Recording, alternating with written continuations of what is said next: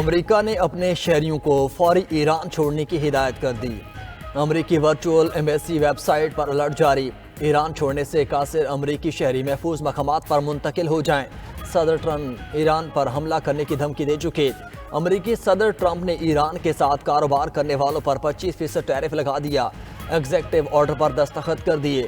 Trump نے کہا کہ 25% اضافی ٹیرف کا اطلاق فوری ہوگا، کوئی تبدیلی نہیں کی جائے گی۔ امریکی اقدام سے چین کے سب سے زیادہ متاثر ہونے کا خدشہ۔ چین ایرانی تیل کا سب سے بڑا خریدار ہے۔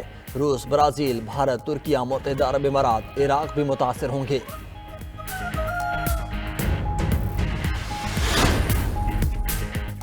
امریکی نائب صدر کا ایران پر حملوں سے قبل سفارتکاری پر زور۔ جے ڈی وینس نے کہا کہ صدر ٹرمپ طاقت کے استعمال سے قبل سفارتکاری کو موقع دیں۔ ادھر ترجمان وائٹ ہاؤس کیرولین لیوٹ کہتی ہیں کہ صدر ٹرمپ ایران کے خلاف فوجی طاقت کے استعمال سے گریز نہیں کریں گے۔ امریکہ ایران کے خلاف فوجی طاقت کے استعمال کے لیے تیار ہے۔ ایران کے عوامی اور نجی پیغامات میں تضاد ہے۔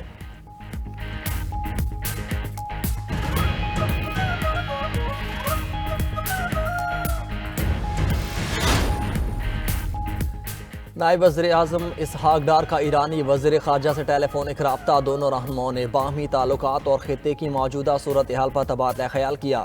دونوں ممالک کا دو طرفہ تعلقات کو مزید مضبوط بنانے پر اتفاق۔ سیاسی، اقتصادی اور علاقائی امور پر باہمی مشاورت جاری رکھنے کا عزم۔ ترجمان دفتر خارجہ کے مطابق اسحاق ڈار کی ازبکستان کے وزیر خارجہ سے بھی فون پر بات چیت ہوئی۔ دونوں رہنماؤں کا دو طرفہ تعلقات بڑھانے پر اتفاق۔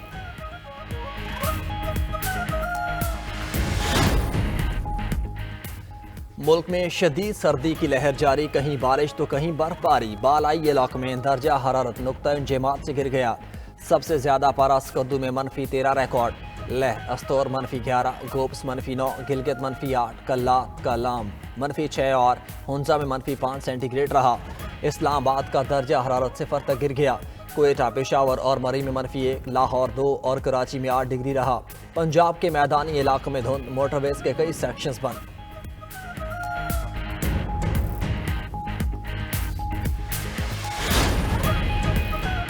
اسپیشل اکنامک زون آرڈیننس پر حکومت بیک فٹ پر۔ پیپلز پارٹی کے احتجاج پر وزیر اعظم نے آرڈیننس واپس لے لیا۔ پیپلز پارٹی نے صدر کے دستخط کے بغیر آرڈیننس جاری کرنے پر قومی اسمبلی میں احتجاج کیا تھا۔ پیپلز پارٹی کے نوید قمر نے کہا کہ آرڈیننس ایوان صدر کی منظوری کے بغیر جاری ہوا۔ اتحادی جماعت ہونے کے باوجود اعتماد میں نہیں لیا گیا۔ آئین کے تحت آرڈیننس صدر کے دستخط سے جاری ہونا چاہیے۔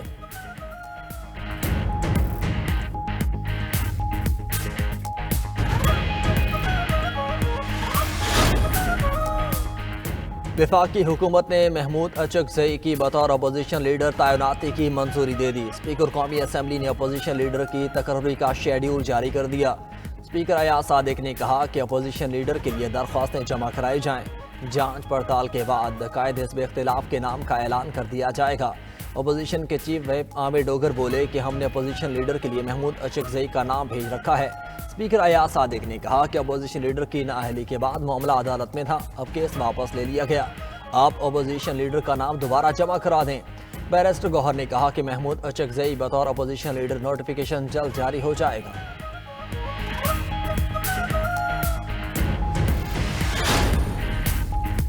انڈونیشیا کا پاکستان سے دفاعی تعاون بڑھانے کی خواہش کا اظہار۔ فیلڈ مارشل سید عاصم منیر سے انڈونیشیا کے وزیر دفاع کی ملاقات۔ باہمی دلچسپی کے امور، علاقائی اور عالمی سیکیورٹی صورتحال پر تبادلہ خیال۔ ISPR کے مطابق فریقین کا دفاعی تعاون، تربیت اور صنعتی شراکت داری کو مضبوط بنانے پر زور۔ دفاعی تعلقات کو مستحکم اور طویل مدتی بنانے کے عزم کا اعادہ۔ انڈونیشین وزیر دفاع نے پاک افواج کی پیشہ ورانہ مہارت کو سراہا۔ پاک انڈونیشیا مشترکہ اقدار اور اسٹریٹجک مفادات پر مبنی تعلقات بڑھانے کے عزم کا اعادہ۔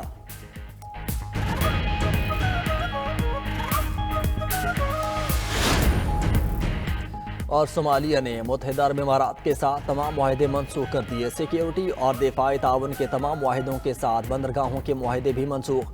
صومالی حکومت کا کہنا ہے کہ متحدہ عرب امارات صومالیہ کی وحدت، خود مختاری اور سالمیت کے خلاف سرگرمیوں میں ملوث ہے۔ فیصلہ UAE کے مبینہ مداخلت اور سرگرمیوں کے ٹھوس ثبوت کی بنیاد پر کیا گیا۔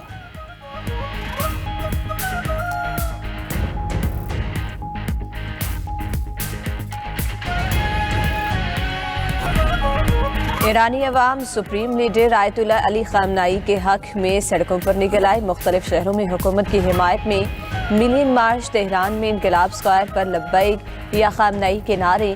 ایرانی سپریم لیڈر کی حکومت کی حمایت میں مظاہروں پر قوم کو مبارکباد۔ خامنائی نے کہا ایرانی قوم نے دشمنوں کی سازشوں کو ناکام بنا دیا۔ ایرانی قوم مضبوط، طاقتور، باشعور ہے۔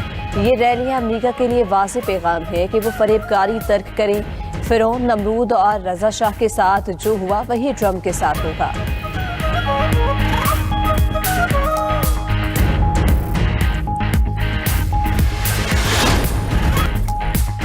برطانیہ کا ایرانی پاسداران انقلاب کو دہشت گرد تنظیم قرار دینے سے انکار۔ برطانوی وزیر تجارت پیٹر کائل نے کہا کہ موجودہ قانون کے تحت کسی غیر ملکی ریاستی ادارے کو کالعدم قرار دینا ممکن نہیں۔ حکومت مستقبل میں قانون میں تبدیلی پر غور کر سکتی ہے۔ خبر ایجنسی کے مطابق پاسداران انقلاب پر ایران میں مظاہرین کے خلاف سخت کریک ڈاؤن کے الزامات، جس کے بعد اسے دہشت گرد تنظیم قرار دینے کے مطالبات میں اضافہ ہوا۔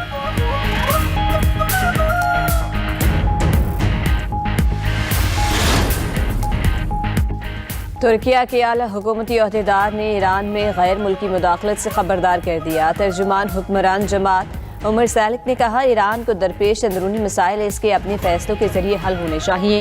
ترکیہ ایران میں کسی بھی قسم کی افراتفری نہیں چاہتا۔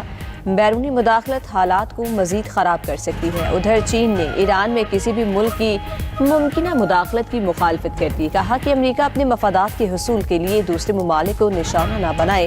امید ہے ایرانی حکومت عوام کی مشکلات پر قابو پا لے گی۔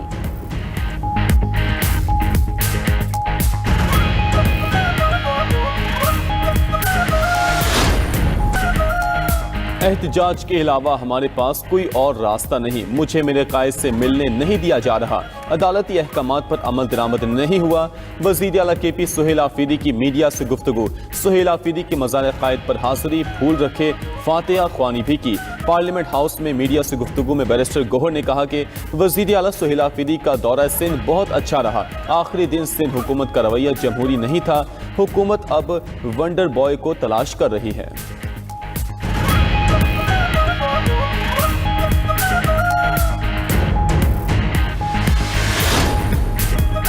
وینزویلا کی قائم مقام صدر ڈیلسی روڈریگز کی امریکہ پر تنقید۔ شہریوں کے تحفظ کے لیے باعث تعلقات کی خواہش کا بھی اظہار۔ ڈیلسی روڈریگز کہا کہ امریکہ نے وینزویلا کے صدر کو یرغمال بنا رکھا ہے۔ ان کا ملک امریکہ کی غیر قانونی جارحیت سے متاثر ہوا۔ ہم عوامی طاقت کے ساتھ مل کر حکومت کرتے ہیں۔ ہم وینزویلا کی خود مختاری اور آزادی کی توثیق اور تصدیق کرتے ہیں۔ یہاں ایک عبوری حکومت ہے۔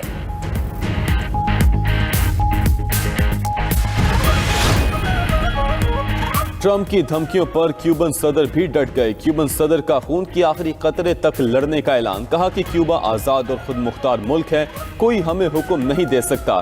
کیوبا کسی دباؤ کو قبول نہیں کرے گا۔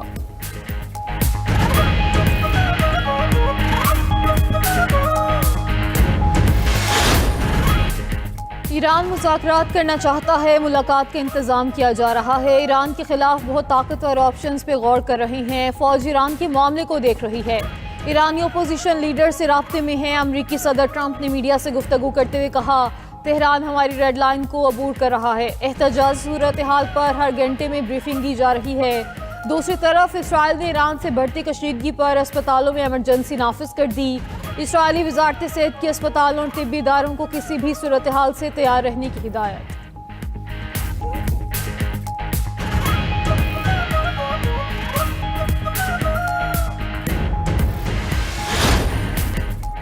ایران میں 2 ہفتوں میں 544 جانیں، پرتشدد مظاہروں کی نظر۔ مظاہرین سے جھڑپوں میں 48 سیکیورٹی اہلکار بھی جاں بحق ہوئے۔ امریکی انسانی حقوقی تنظیم نے دعویٰ کیا کہ ایران میں 10,600 سے زائد افراد کو گرفتار کر لیا گیا۔ مظاہروں میں ہلاکتوں کے سرکاری اعداد و شمار جاری نہیں کیے گئے۔ ایران میں مظاہروں میں جاں بحق افراد کی یاد میں 3 روزہ سوگ۔ دارالحکومت تہران میں پولیس کے شہریوں کو موبائل فون پر پیغامات، احتجاجی مظاہروں سے دور رہنے کی وارننگ جاری کر دی۔